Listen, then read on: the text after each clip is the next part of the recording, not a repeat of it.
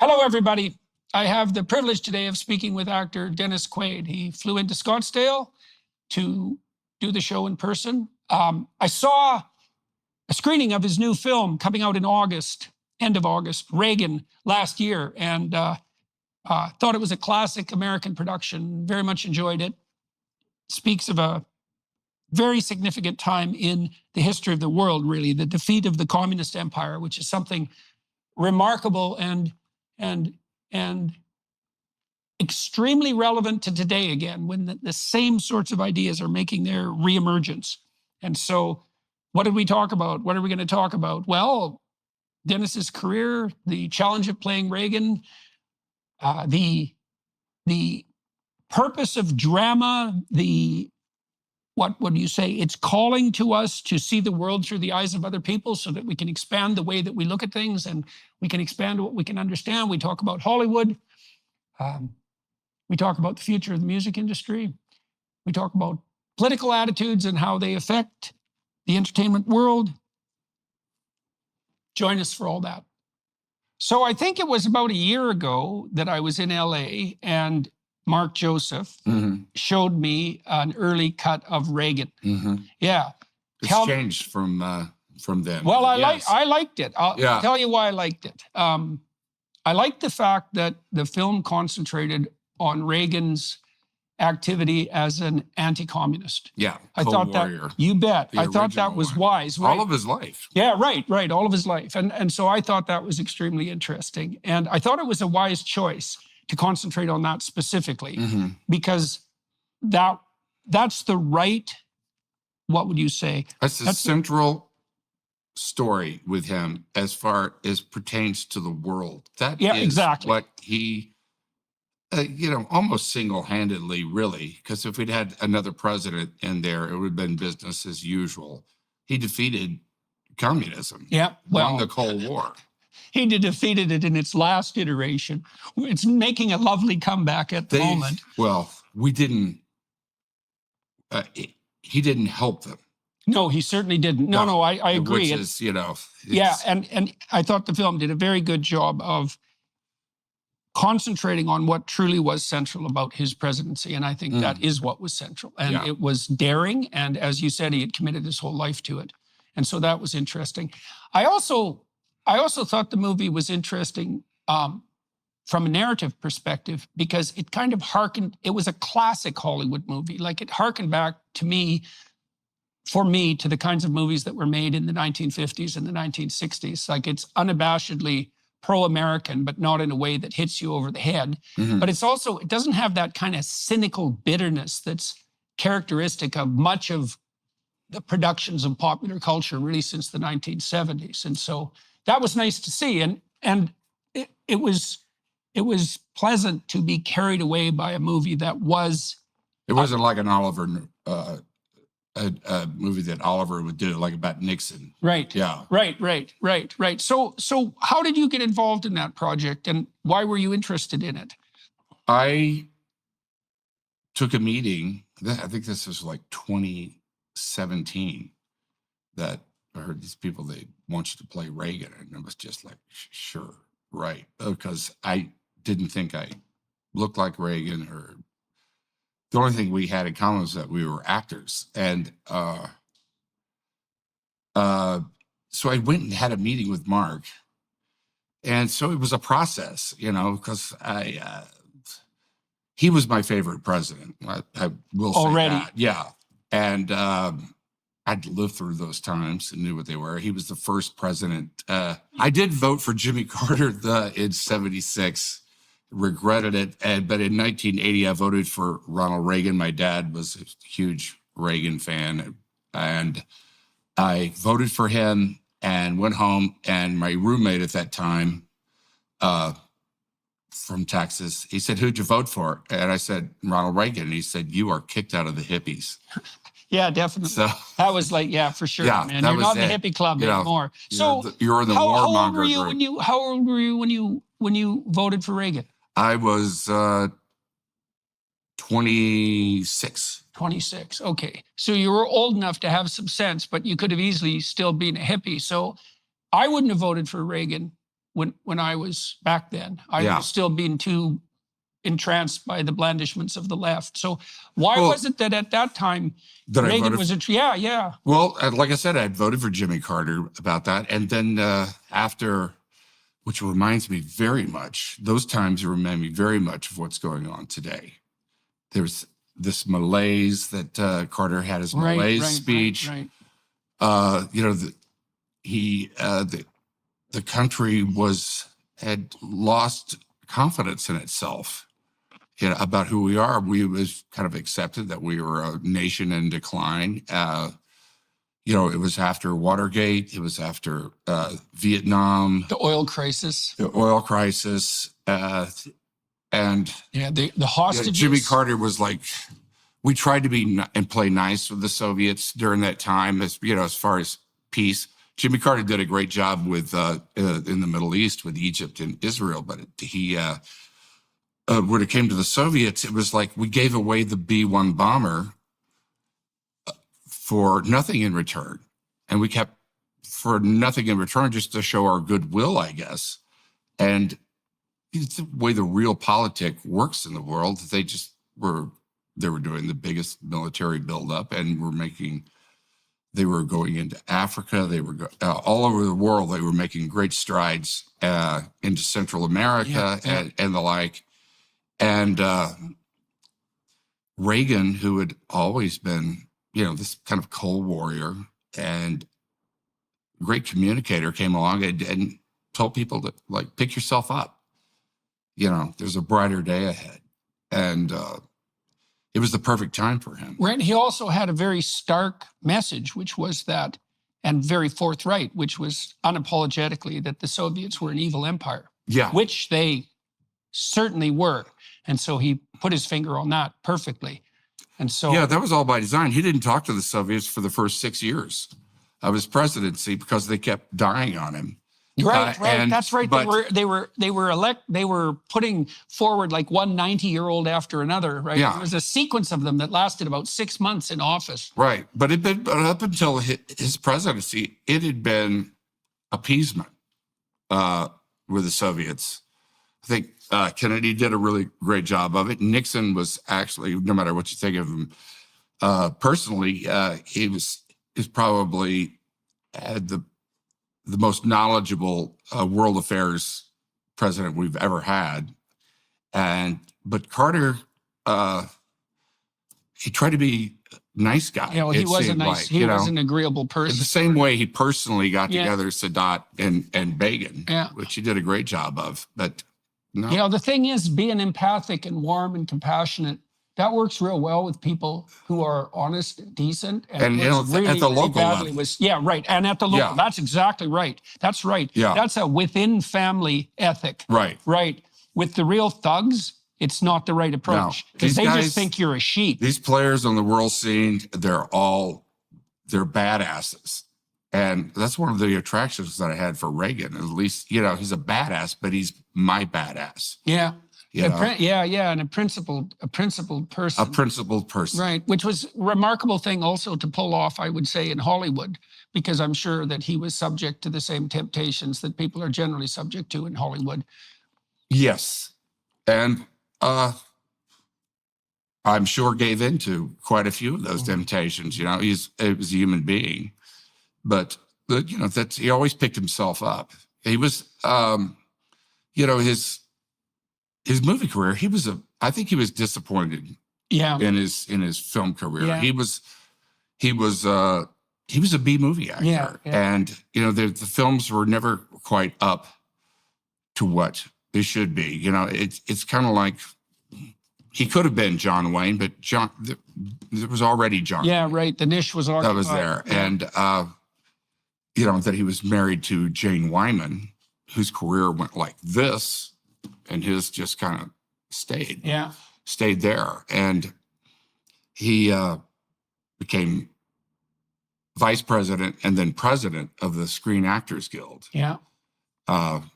During that time, you know, because his career was fading, really, and it's there that his real fight against communism started. even though it was kind of rumored, you got to be crazy, but they really, after the Soviet Union fell, come to find, you go to the archives, come to find out they really were in our unions, and especially in Hollywood. And well, it's and you don't want to. Reagan actually had physical scars on his back from fights. He got seriously beat up in a brawl at the Union Hall. In fact, from that, and he had scars on his back, and so he didn't like communism at all. Yeah. Well, it's easy for us. Well, I think still we're blind to the threat. I mean, I see in all of this university uprising that's occurring now, and all of these bad actors who are protesting constantly in inner cities and setting up encampments and building these like independent cities. There's a stream of thought underneath that that's, well, it's very much akin to the Marxist stream, although that it's stream metastasized. is you get into the society, into the unions or whatever it is, you start creating mayhem and chaos. You put one at this corner, that corner, and then you just start creating this mayhem. And from that, you start confusing people. They feel like they can't do anything about it, and it starts to grow on its own. And Reagan didn't want to expel communists or even the Communist Party, but he's principled in that way because he felt like democracy can handle it. In fact, that's what he testified at Congress during that time, during the time of the Red Scare and all that. I guess that's what we're trying to figure out right now, too, whether democracy can handle it. Democracy can handle it. It really can. What it takes is for people to be informed, be aware, and to it's slow to move, but people got to get involved. And I do feel that pendulum happening in this country now, that people are waking up. You feel saying, that I've had enough, because it affects them in their house, at their house, in their neighborhoods. Just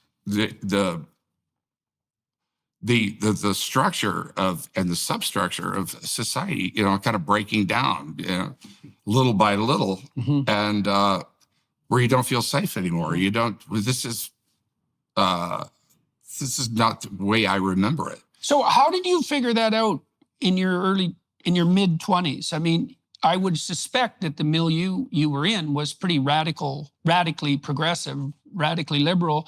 Like, why? How was it that you came to be oriented in that more conservative direction, or particularly in the anti-communist direction? I'm an independent. I've never been a Republican. I've never been in the Republican Party or the Democratic Party, and I've voted both ways all of my life, according to what I thought the country needed at that time. Republicans and Democrats, as they need each other.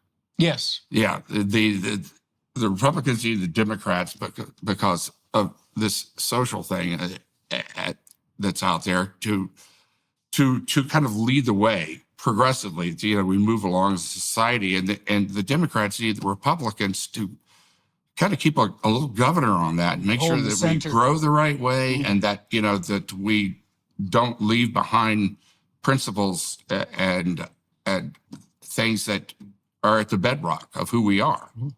So it's been both ways. So let's go back to Reagan per se. So you had a meeting, you said, in 2017, and you weren't sure that was a part that was right for you. Yeah. I thought when I watched the movie that you embodied Reagan remarkably well. Thank you. I appreciate that. But at the time, to tell you the truth, what really is like this fear went up my spine. Oh, okay. Because he's like one of the most recognizable figures in the world. Right. It's a big part to screw up. Yeah. And, that's, so I was really hesitant about it. And, I also wanted to make sure it was done right and what it was. And,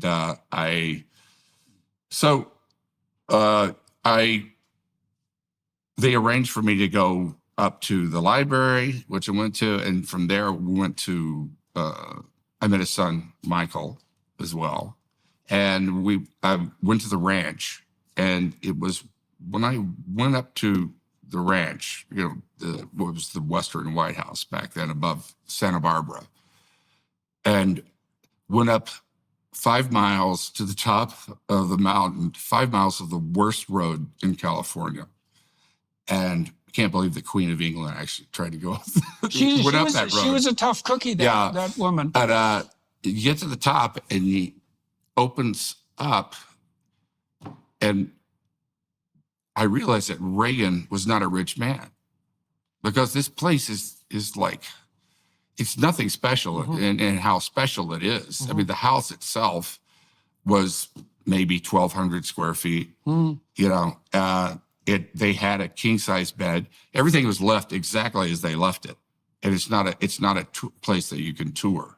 It's it's a private home, and they had a king size bed, but it was 2 single beds that were zip tied together.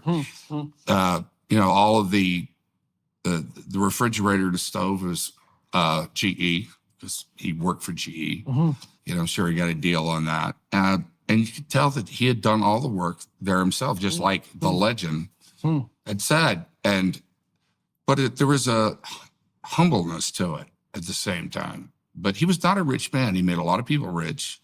But he was really who he said he was. And that was the thing that really kind of convinced me at the time. And I started thinking, well, we're both actors. We both have a sunny disposition, kind of optimistic about the world. And there's something about him, though, that's funny with you, that sunny disposition, because you're not a kind of wide-eyed deer in the headlights sort of guy. It's very interesting to see that sunny disposition combined with something more like, what would you say, traditional masculinity. And that's likely what Reagan managed too, right? Because he had enough backbone, obviously, to stand up to the communists in the unions and trust but verify. Yeah, right, exactly. And he meant that. Yeah. And so, yeah. But those things. And then there was also in getting into him, because as an actor, what really fascinates me about acting, even more and more so, is what makes people tick, and who are they behind what you think that's what the motivations go way back. There was something in Reagan that was unknowable, I come to find out, and even those that were close to him would say that I don't even know if Reagan was aware of it, but there was something, the great communicator. There was a very private place in there that you could not breach. I'm sure that Nancy knew what that was, but he was a very, very private person underneath it all. Yeah, well, I wonder, because of the remarkable role he played, there's something singular about that. Right? That, what would you say, integrity and vision that enabled him to see the true nature of the communist threat early, to fight that locally and to learn how to do it, and then to take that battle onto the international stage, right? To make that the focal point of his presidency. Yeah, even when it was really not the issue. Right. Even when most people were over here about that, he was. And that's what makes a great president, is when they can point out, because they have all the info, and they can say, it's here that we need to go, and convince people that of what it is to go in the right direction, remind them of the principles, and not just the issue of the day. Right. Well, that's something to get votes. Right. Exactly. Well, that's something like a prophetic spirit, right? That ability to see the current situation clearly and to see into the future and to put your finger exactly in the right spot. And it isn't the case, generally speaking, that American presidencies are founded on, say, a foreign policy vision, right? Foreign policy is important, obviously, but it's usually not central. And it's much easier for a president to default to some fast payoff local issue and to do that continually rather than to fight the battle he fought, which he really fought for decades, right? Yeah. Really, literally for decades. He was the a first to lifelong say no commitment. to the Soviets, but his take was so brilliant, and it was disguised. And because his idea, and it wasn't originally his idea, it was, it was from a lot of reading, research, and just time spent. He thought the answer was to bankrupt the Soviets. Mm-hmm. Right. Their economy is minuscule, even today, to what ours is. They had done so much military spending, and they were really, things were so bad over there for the Soviet people. The lines just to get food and this and that. And that 3 hours for a he cheap comes loaf up of with bread. Star Wars, Yeah. which didn't really exist. He got the idea from the movie, about lasers, that are going to shoot down missiles in space. It didn't exist. And Russians knew it didn't exist. At least 90%, they knew it didn't exist, but it was that 10% that Reagan made him think about it. He didn't back off of it at all. Yeah. And so, that's a weird blend of fiction and fact. That really tore them up. Yeah. And so they were on this military spending, and finally they just, it just toppled. Mm-hmm. That's really what brought the Soviet Union down.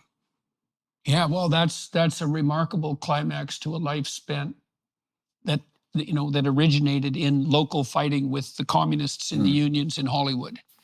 Yeah. So how did you prepare to, how much work did you do, biographical work and so forth? I don't know exactly how you would prepare. Well, for a lot of it, I'd lived through. I'd lived through the times. That had a lot to do with it. And I was a history buff to begin with. So I remember the stuff, but I watched YouTube was really great because you have all of those.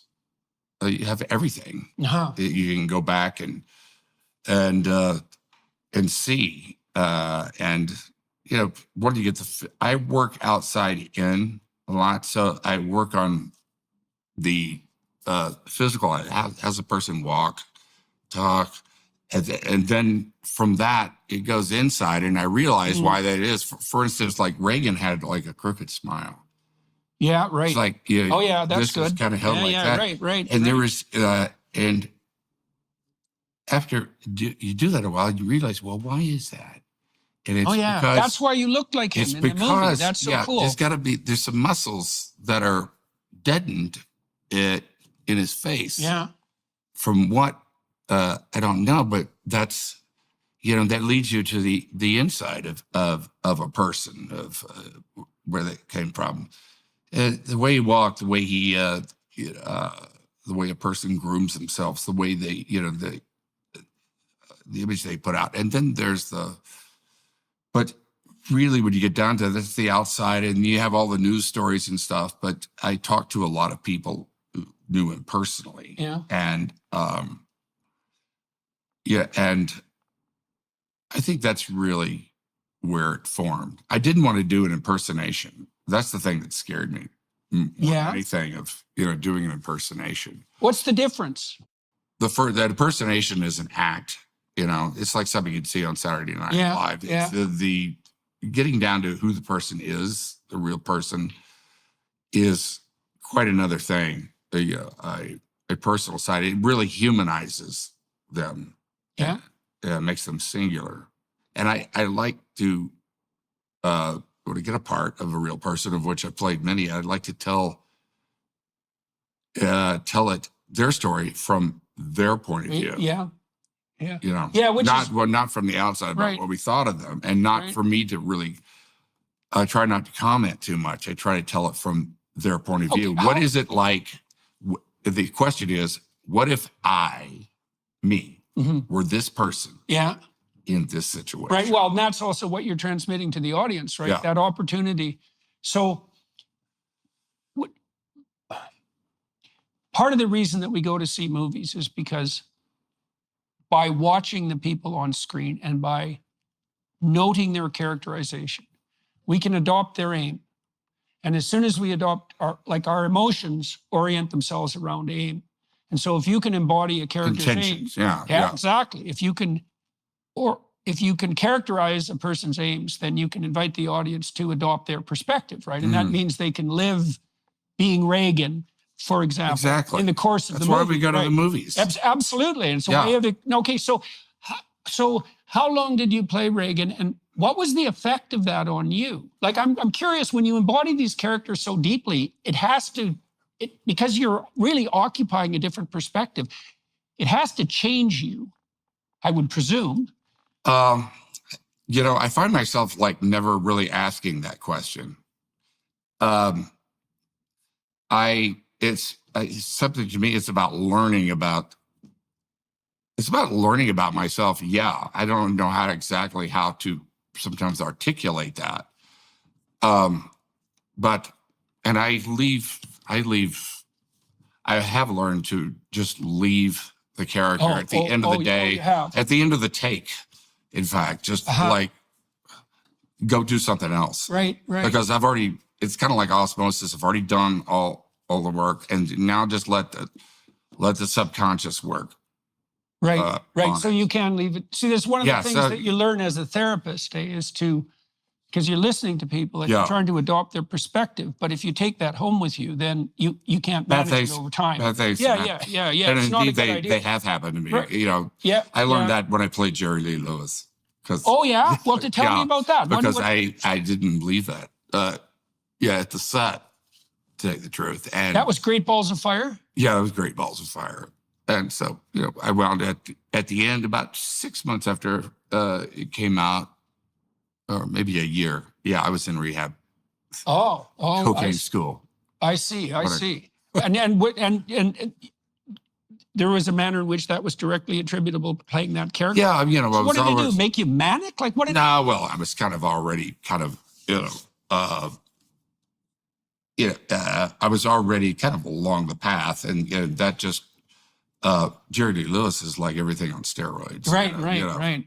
Yeah, and that's how you played him too. I mean, that's a very high energy character, man. Yeah, he was the kind of probably what a great pianist and performer. Yeah, he was one that I got to like hang around.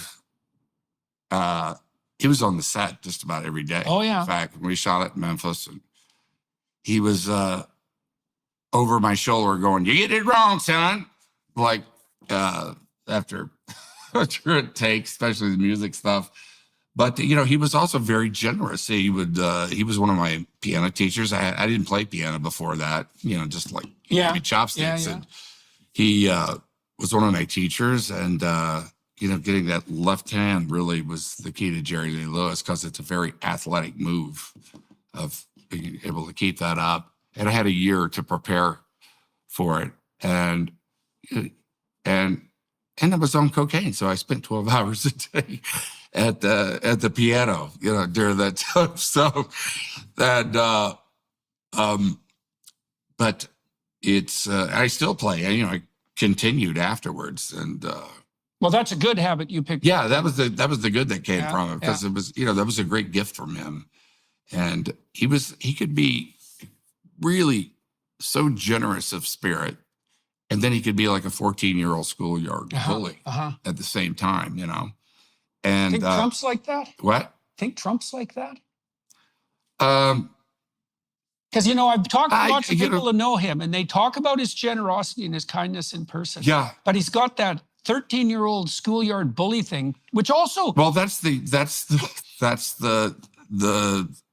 the bully that's out there about what he believes, and I think he's very principled down at the bottom of it. Yeah. And but I think he can be bullish. Yeah. Well, it isn't obvious. He was in the construction business, man. You've got to be in the construction business. You've got to be hard nosed. That's for sure. For all that stuff, because it's like it's all mafia. You got to watch it. Yeah, that's for sure. You get taken. So. He built a building for a friend of mine in Chicago, like a multi-$100-million building. He brought it in under budget and before scheduled, and that was in Chicago. Yeah, and that's. But he is very sweet at the same time. He can be that. you look at his kids, you know, he did a great job raising his kids.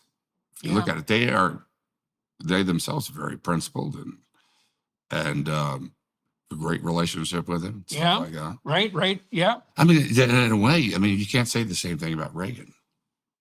There was, we tried not to be like, make a love letter for this, because he was human at the same time. And he didn't have the greatest relationship with his kids. Was he too preoccupied? Well, his son, his youngest son, Ron,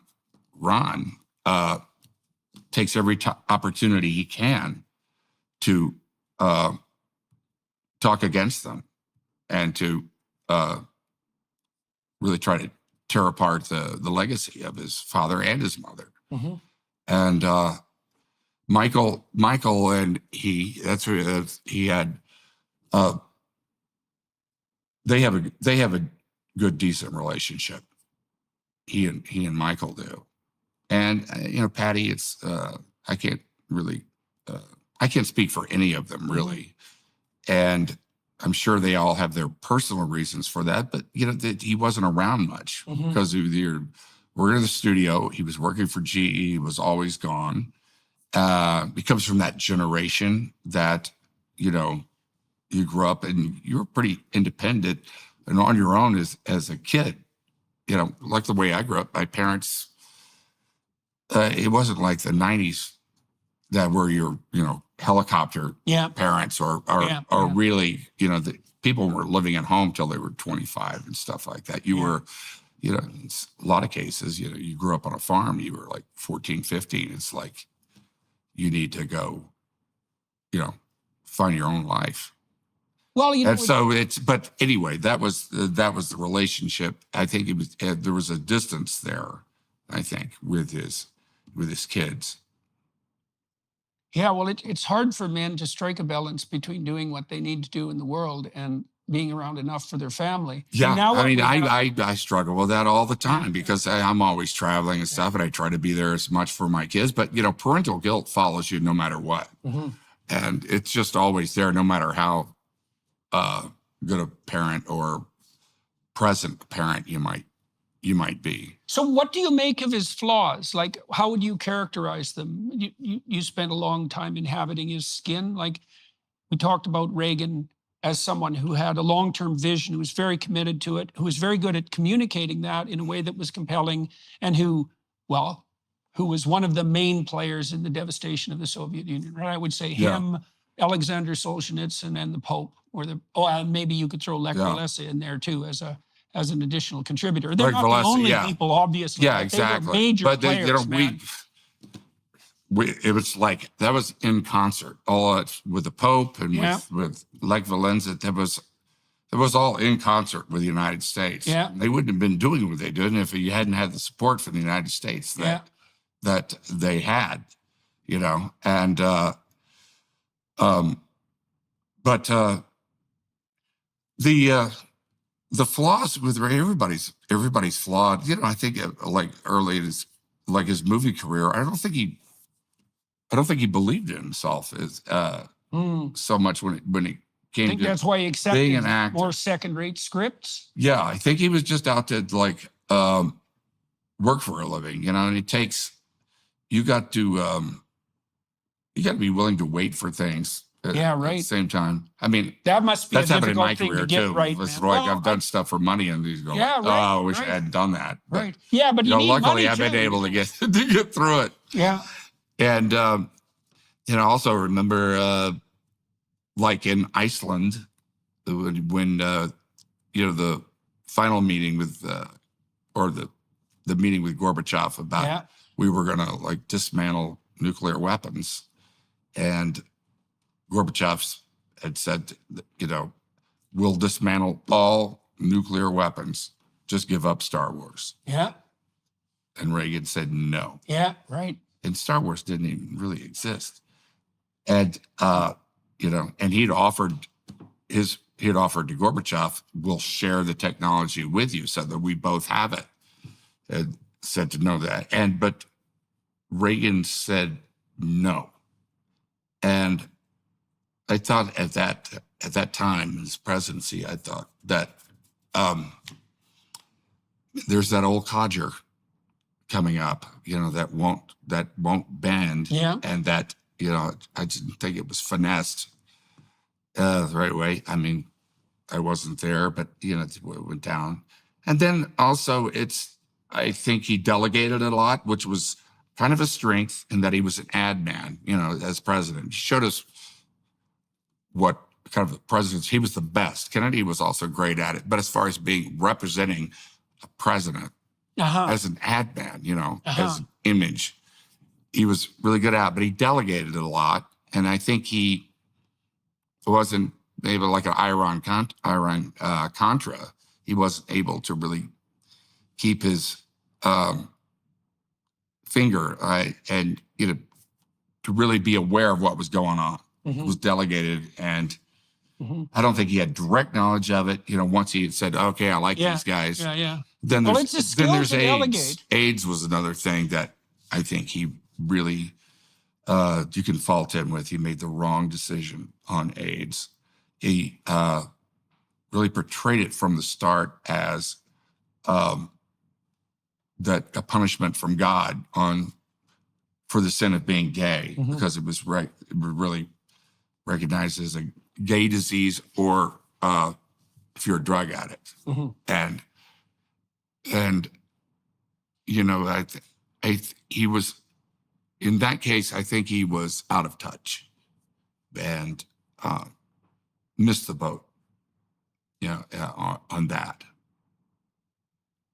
But, he's still a man of principles. But, sometimes people have their faults. Of course. There is no perfect. Well, it's worse than that in some ways. There's no perfect crime. Well, also sometimes, I learned this from reading Nietzsche. It was the first time I'd really thought about it, that it isn't exactly obvious that someone's faults are clearly distinguishable from their virtues. I mean, you look at Trump, for example. Right. He's got that bully aspect, and he's really good at it. Like, he's like the world's best 13-year-old bully. He can nail you with a nickname, and he's so good at that. He'll use what you said and then turn around and make a nickname of it. He'll make fun of handicapped people. He will, it's like, there's been so many times where I just want to say, please, just be quiet. Why do you have to go there? But then, part of that, I can't help but think that part of that is also what makes him intimidating to people like the dictator of North Korea. Exactly. And it's so, like, how do you, because if he was agreeable like Jimmy Carter was a very nice man by all appearances and by all reputation, but he's not the sort of person that, like a real psychopathic leader, is going to take seriously. Whereas Trump, and maybe this is also why he could deal with the mafia types in the construction industry in Chicago. It's like, you have to have a touch of, it's like Harry Potter, you have to have a touch of the devil inside you in order to understand what the devil's like. And even our allies take care of their self-interest first. Yeah. And if that doesn't happen to coincide with us, they're still going to look after themselves first. Yeah. And then you have Saddam Hussein, the Ayatollahs, you have, some of you have Putin, you have the Chinese. These people, they're smart. These are really smart people, and they know real politics, and they are ruthless when it comes to their agendas. And these have been going on a lot longer than one president. Yes, that's been going on. These guys are in there for life, and you take a little Kim over there in North Korea. This is like the third generation since of the grandfather, the father, and the son, and they're moving on these things. It's not just talk from them. Yeah, you have to take them. Yeah, well, and it looks to me like you need someone with a certain degree of unpredictability. As far as it's like, let's all be so understanding and everything. Right. They love that. Yeah, they love that stuff. Absolutely. Yeah.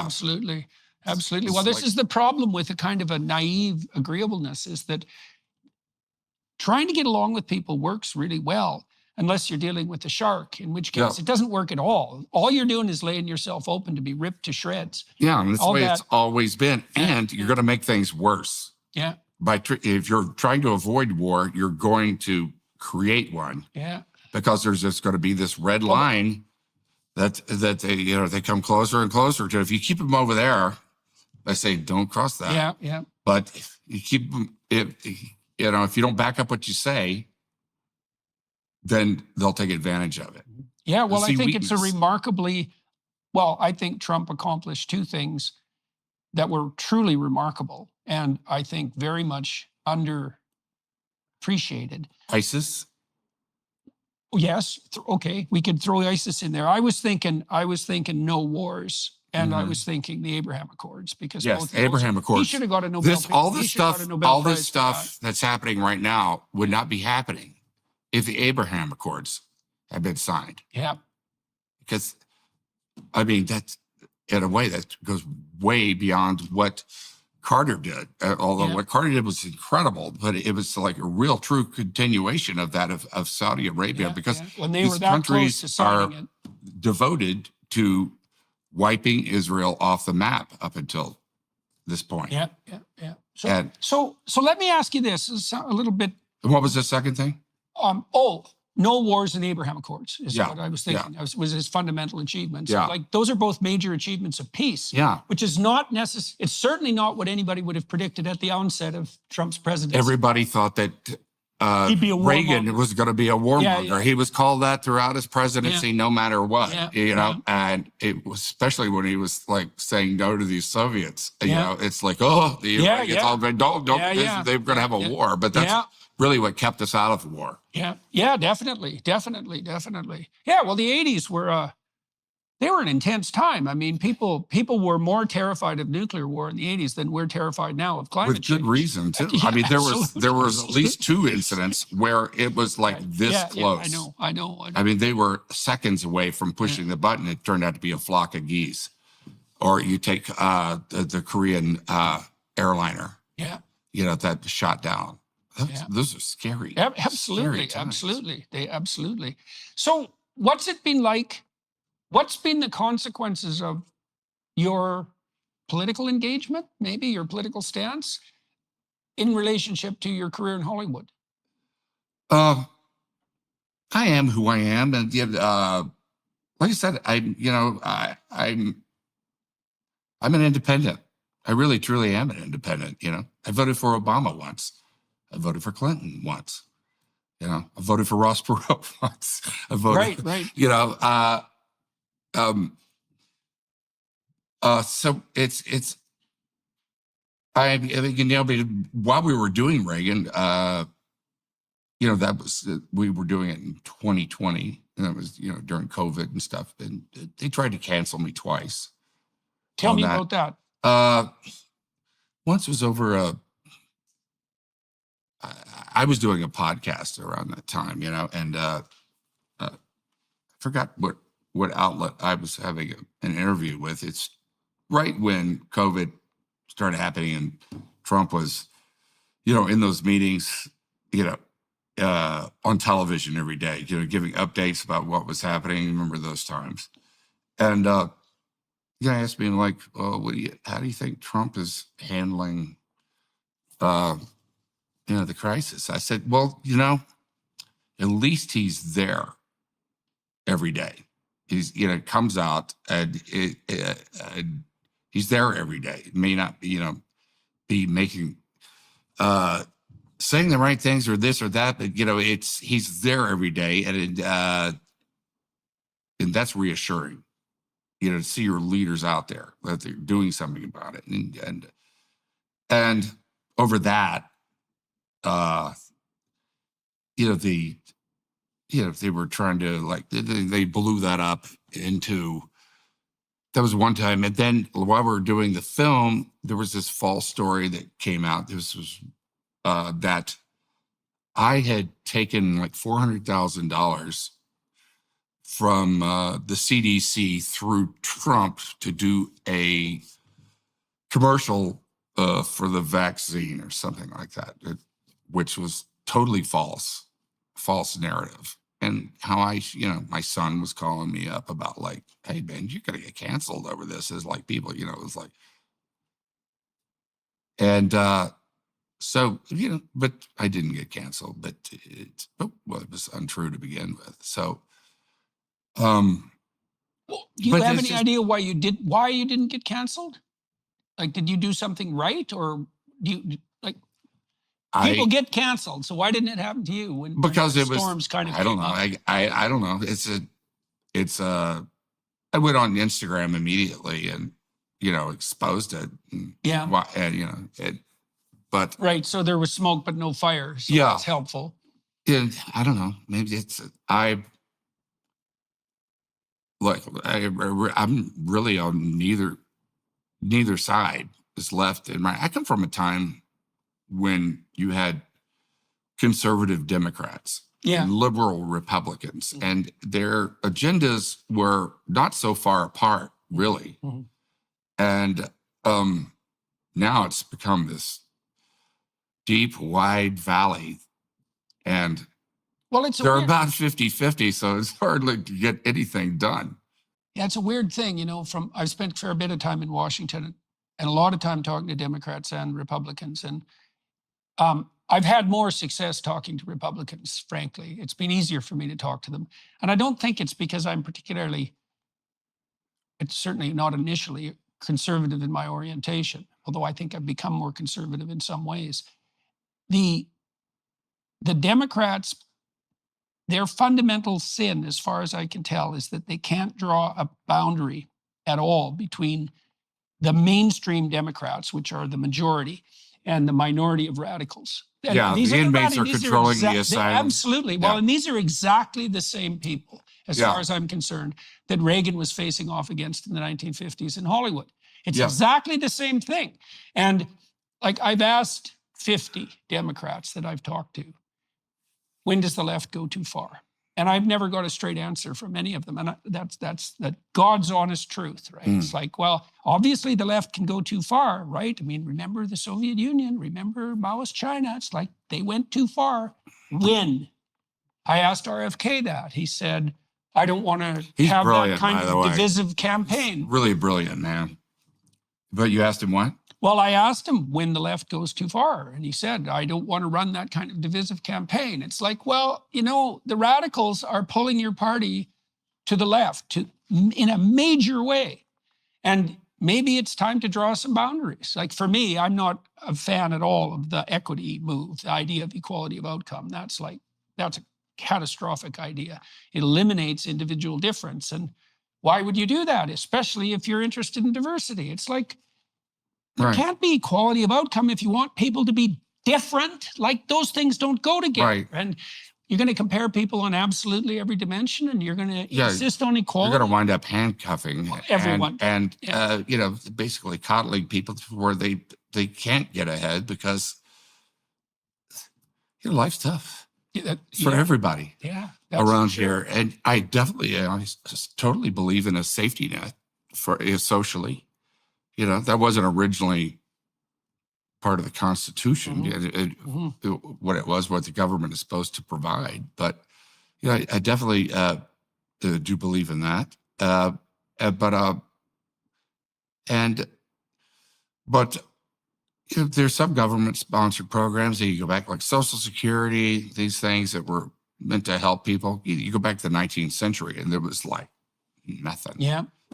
You had like, this is where all this stuff started, where you had the Vanderbilts and the Morgans and the Rockefellers and everything. And there was the Carnegie, there was just no checks and balances on wealth. Carnegie was, rivaled the government himself. I mean, you put them all together, they had more cash than the government did. And there was no checks and balances on that. And a lot of people they wind up then with, up here and then down here. And so I think, some of the things that came into being, social networks, and the Democrats can't take credit for all of them. No. Teddy Roosevelt was very, progressive, he was Republican, and Lincoln, of course, and, things. But at the same time, you can go too far about, and what is the point? in the end. It seems to me when it goes too far, it's when it's not about what they're talking about. It's about power. Yeah. It's totally just about power. Yeah. I don't care if you don't care what you're tearing down. If you look at the political spectrum, like a distribution between left and right, as you get farther out on the fringes, you get out of the political, I think, entirely. Is that you get into the domain of people who are using the political for nothing but power. And they're exactly the psychopaths that we were talking about. It's the Marxist agenda. Create chaos and move into that, and get do people it used to it. Yeah, and it's all about compassion, but actually, what it's about is power. Right. Yeah, compassion is I see these disguise. The Republicans have done it as well. I wasn't really very proud of the Republican Party back in the 90s in a sense. They played kind of the personal, like the way they were with Clinton, and that it was like they weren't working together like they could have been working together. And it seemed like, to me, like a power move on the Republican Well, back in the 90s. You go into the 80s and into the 90s. So I just last year I did a seminar on Exodus, on the story of Moses, and Moses is the archetypal leader, and his fundamental temptation and flaw is power. Right. So it's always the case that in the political realm, the temptation is to default to power and to corrupt the enterprise. Yeah, like with Clinton, he did something which is not a crime, but because he lied about it, then they go into, like, the Republicans pounce. They impeached him. They impeached him, and that was a play for power. They failed ultimately, in that times were so good. And Clinton also was very good about 2 years into his presidency, he was like a duck. He wasn't going to make it for the second election because times are bad. And he was so pragmatic and so smart that he basically absconded the Republican agenda, plopped it down, and went State of the Union speech, said the era of welfare in this country is over. And that's how he won the second election. And he was a very pragmatic person. Let me return to Hollywood, if you don't mind. It seemed to me that Hollywood took a walloping blow with COVID and then the strike. And one of the things I've noticed about myself is I used to go to movies all the time, to theaters. I love going to movies. And I've gone to very few movies since COVID. It's kind of like, I don't know if I got out of the habit. It's something like that. Partly, I used to know where to get reliable reviews for upcoming movies. Like, I was in the stream. I knew what was coming out of Hollywood. I made plans to go see the movies. Right. That all disappeared. And now I don't know how to get back to that. But I think— And you're wondering, is it because of my age? Must be. Yeah. Well, that could be too. Yeah. Although, see, I don't know. Or is it just that way? Well, I also don't know that. And of course, the media landscape is fragmented too. And so it's hard to figure out what sources you can rely on for information. The way they advertise movies is nowhere near what it used to be. It used to be just like an ad in the newspaper. Yeah. And that was enough. Yeah. And then it became like TV ads, and audiences could smell a movie. Yeah, right. It was like so surprising. It was just like, I remember for me personally, Breaking Away, when that came out, it was hard. There's no advertising or anything like that. And we were driving to the theater, to go for the, like the opening of it, on that Friday. Yeah. And there's a line around the block. Yeah. It's like, well, people are in the movie. How do they know? Well, that's the thing, is that these things are very fragile, is that we never know what makes a whole enterprise work. And if people are movie fans, they're in the movie culture. They track it. And if you break that, it's like— that's gone. Yeah, well, yeah. So, okay, so you feel that's gone. You don't see Roger Ebert on television anymore. There was a whole culture that went with it that everybody watched. What are the new movies coming up? And laying them out there, what they're about, Yeah. and all that. And, Yeah. you know, And you knew months in advance. really, you know, great debates on what they were about. Yeah. And So how do you view the current reality and the potential future of the film industry? Are there still stars? That's the thing. Who was the last movie star? Well, from what I've been able to understand, the only star truly standing, Leonardo DiCaprio, Cruise? or it's no, Cruise. That's going too far back. Leo. I mean, Yeah. the last movies, they're still out there. Yeah, they do occur. Yeah, they're out there, but they also, my sense too is that, and I don't really know what to make of this, that are they the last of a dying breed? Well, you know, the new is like it's gone to social media. Yeah. That's where the new movie stars are. I mean, Justin Bieber, the first star, totally created on YouTube. Yeah.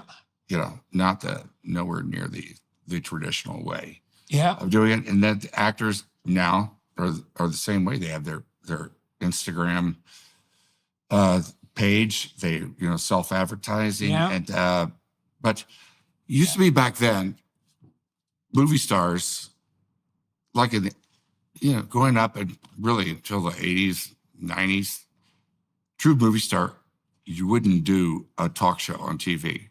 You would avoid TV like the plague. Right. Jack Nicholson, you would never see him on a talk show. He'd do one interview in a prestigious magazine, whether it be Time, Playboy, right, whatever it was. Right. That's part of that protection of exclusivity. Yeah. And you would, you know, some guy would spend a couple of days with him or something, but you really wouldn't. There was a mystery to him. Yeah. So that when you went to the theater, really what makes a movie star is you go to the theater, they are a mystery. You don't know too much really about their life. Yeah. So you don't want imprint to your own life on them. Yeah, definitely. That's what happens. Yeah. You know, you see them for something inside you. Yeah. And that's what makes a movie star. Well, you actually don't want to know much about the personal life of an actor. And now it's like, well, it got to be that you just do everything. Yeah. About everybody. Yeah. And that brings them down to earth, and that's not good if you're a star. Well, it doesn't create mystery. Yeah, right. Put it that way. I wonder, too, how much of it is the fact that, like, when you and I grew up, being on television was, like, that was a remarkable and unlikely occurrence to be personally on television, even to know someone who was on television. The bandwidth was so narrow. Yeah. And then the movies were above that. Yeah. Right? It was easier to be on TV than on the movies. Right. But now everyone is on TV all the time. Yeah. Right. And so that's another borderline between the public and the actor that's disappeared. It's like everybody is videoed from the time they're young. But there's no going back. And that's the way the world heads. And you know, good things come out of it. Good thing. What do you see that's good coming out of it? Well, for one thing, there's really a broad communication in the zeitgeist. People have taken over their own stories. Yeah. And like you could be like me and choose not to participate very much. You know, I mean, I have an Instagram page, I have a Facebook page, and you know, I didn't grow up with it, so it seems like a real chore to me. Yeah. And right, it's not your culture. Yeah. Mm-hmm. And I like face-to-face communication, and I like this. You know, why? This is great. Why do you like this? It's a real. I feel like I'm. That is one good thing about today, as opposed to then, is that you could do an interview like with a magazine, and you know somebody who was out to do a job on you, because they kind of feel like they build you up. Yeah. You know, you have this fall, and then you have the comeback. Yeah. The thing, but like with this, it's unfettered. Yeah, and I get to represent myself. Yeah. Well, in my way. YouTube's great for that, and podcasts are great for that. Yeah, and they really reward unfettered communication. Like the people I've talked to, anybody I've talked to on my YouTube channel who politics or is false, they get slaughtered. Yeah, like if they say it comes out very quickly. You find out who people are. Yeah. You can't hide so much. Yeah, well, that's what Joe Rogan told me. He said, you know, you can tell if there's anything to anyone after about 20 minutes. Yeah. Because you can, well, people who are hollow, they're exhausted, especially in a podcast like Rogan's, which is 3 hours long. It's like, there better be some depth to you to get through that conversation in an interesting manner for 3 bloody hours. The other kind of like, let's see what happens like 30 years from now when, some of this stuff is going to come back to haunt people. I mean, some of the things that I did and thought or whatever, back in my teens, 20s, man, I'm so glad it's not on YouTube. That's for sure, so man. I feel exactly the same way. I can't imagine, I remember most of my adolescence and my adolescent friends as really a nonstop parade of stupid decisions. Yeah. Right? Stupid. You should be able to make those stupid decisions in private. Right. That's for sure, man. The last thing I would have wanted was video records of that, right? Yeah. And for it to be distributed around the school. Yeah. I can't imagine, like it was a difficult enough enterprise trying to negotiate the weird social world of adolescence without having to be absolutely terrified that some goddamn stupid thing you did was going to be permanently instantiated in the minds of everyone in your town. God, I just can't imagine what that would be like. Terrible, terrible. Yeah, and you just can't just move away from it because it's the internet. Well, that's right. It's that's right. worldwide. It follows you. Well, that's right. Well, one of the wonderful things about human memory is that we forget. Yeah. Right. The remembering, that's not exactly a miracle. Like things happened. And so now you know it. It's like, well, can you forget? Can you put it behind you? Well, not if it's permanently recorded. Yeah. Yeah, no, that's not good. Tell me what you're working on now and what you have in the future. And maybe what you're excited about on the film front. Well, I've started a production company with my wife and business partner. And make films that I really believe in and that we all believe in, as a company. And, kind of based on certain movies in my career, like to me, like Breaking Away, The Right Stuff, The Rookie, The Parent Trap, it's a brand, basically, and that I want to do. And part of that, we have a thing, Diamondback, which is a film hopefully we're going to be shooting this year, that very much like a movie of this from the 70s that I really believe in. What's the plot of Diamondback? It's you ever see like Thunderbolt and Lightfoot? Or a great Sam Peckinpah movie. It's like that. I see. And it's modern at the same time. It takes place in the 60s. True story. This kid who was in the Marines, stationed in Quantico, gets out of the Marines. His wife died while he was in the Marines, and they wouldn't let him go home. She died of cancer. And he just, he's young and he's just like, it's sort of like, Oswald. He got out. He was a Marine. He got out, and these guys to get out of the military, and they just kind of like ramble around. They're kind of they don't have a path. He wound up robbing a bank. Really smart kid. Wound up robbing a bank. Robbed 2 banks in the same day, same town. Well, in for a penny, in for a pound. Went to. And when he was being sentenced, he got caught. It was like in the desert. It was one of these chases through the desert, which is like a modern Western. It's just fantastic. And he told the judge when he was sentenced that just give me 20 years because it doesn't matter because I'm going to be getting out. I'm going to break out. And then he did. And then he got caught again. Then he broke out again. And he eventually there was this one cop that was chasing him. And who became like a father-son thing, and he got involved with this case. They wound up on like the 3rd time, they shot each other in the desert. And right, so you got a 60s adventure, you got a Western thing going on. It's the anti-hero. It's an anti-hero. The rebel hero turned anti-hero role which is very reminiscent of the movies of the 70s. Are you good at evaluating scripts? Yeah, I've read enough of them. I know by page 30 will really tell you. I mean, I might be 15. I'll go, where is this going? But by page 30, if it hadn't happened, yet it ain't going to happen. Yeah. And Well, that's how I choose movies. I read Right, a right. script and I am an audience member Yeah. with a first time experience Can you of imagine this it? story. Yeah, I can. Yeah. And it's funny how like every movie I've ever done, it's the script. Uh-huh. Yeah, in that description part. Uh-huh. But you can certainly elevate it from there, but basically it's the story. That's what Now, how really many that's movies what have really you gets done? me is this story. How many movies have you done? I think we're getting up towards I know it's at least 120, but it might be 150. I don't know. Wow. Wow. Yeah. And what percentage of those do you think Are good? Well, I wasn't exactly or live up maybe, to what I thought maybe. they would be. Yeah, that you're particularly pleased about in retrospect. Oh, yeah, probably. I'd say maybe 20%. Oh yeah. Oh, Yeah, maybe 20%. yeah. And then Yeah. there's those ones that are just really close to me. So I have different reasons for loving some of the movies that's different from an audience, because it's like I watched myself in film and I remember it has so much to do with what was going on in my life at the time. Uh-huh.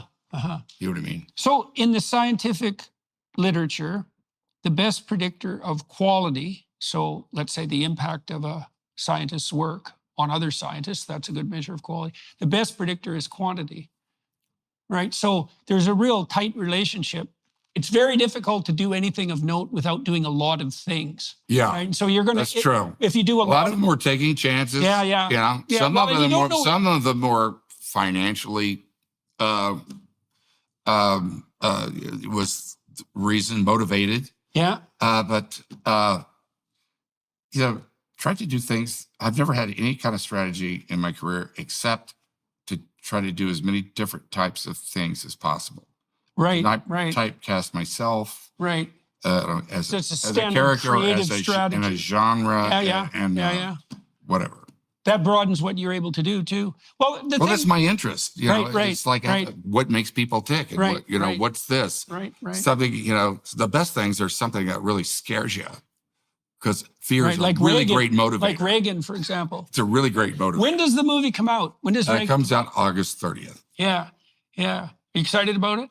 I'm really excited about it. Yeah, It's going to be distributed widely. We went through a process in the editing of it as well. Yeah. That that got to a place that I'm really happy with it. Oh, good. To tell you the truth. Yeah. Oh, good. I wonder how much it's changed since the screener I saw last year. You have this. You have the script. You have the movie you shot. And then you have the movie you edit. Yeah. No kidding. And that's where it really happens. That's for sure, man. Yeah. It's That's something to be able to edit well. It's where you really get the point of view. Yeah. And you point at the story. Yeah. So, all right, sir. is that it? That's it for this side. For everybody watching and listening, I'm going to continue this conversation behind the Daily Wire Plus platform for another half an hour, so you could join us there.